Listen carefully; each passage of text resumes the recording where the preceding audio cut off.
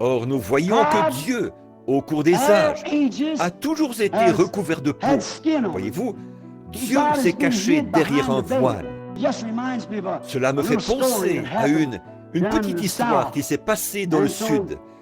Là se trouvait un foyer chrétien. Et dans ce foyer chrétien, ils croyaient en Dieu. Et ils croyaient que Dieu les protégeait de tout malheur. Et c'est bien vrai. Et le Benjamin de la famille, un garçonnet âgé de 7 ou 8 ans, allait à l'école du dimanche.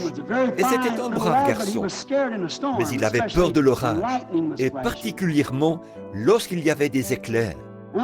Et j'ai raconté ceci à un homme l'autre jour, quand on a annoncé la nouvelle de cet homme qui avait été guéri.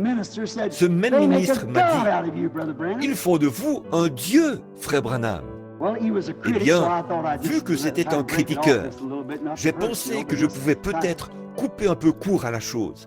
Pas pour blesser, vous savez, mais simplement pour... J'ai dit, est-ce que le fait d'en être un s'éloignerait par trop de l'Écriture? Voyez-vous, j'ai dit, non, pas du tout. J'ai dit, parce que Jésus a appelé les prophètes des dieux. Voyez-vous, c'est exact. Dieu. Ils disent, mais vous autres, vous essayez de prendre la place de Dieu. Ce n'est pas si loin du compte, c'est exactement cela. C'est tout à fait juste.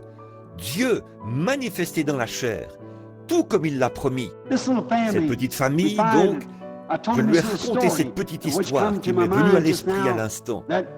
Il se trouva qu'un soir, l'orage éclata, et la maman dit à son plus jeune, « Monte vite, fiston, et va te coucher. » Il dit, « Maman, j'ai peur. » Il dit, « Il n'y a rien qui puisse te faire de mal.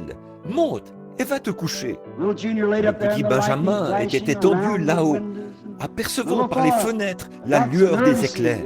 Le petit bonhomme est devenu si inquiet qu'il se cachait la tête sous la couverture. Il entendait malgré tout la foudre, ou voyait les éclairs sur les fenêtres, et il entendait le grondement du tonnerre. Alors il dit, « Maman !» Elle dit, « Qu'est-ce que tu veux, fiston ?» Il dit, « Monte un peu dormir avec moi. » Elle monta les escaliers comme le ferait toute bonne mère dévouée.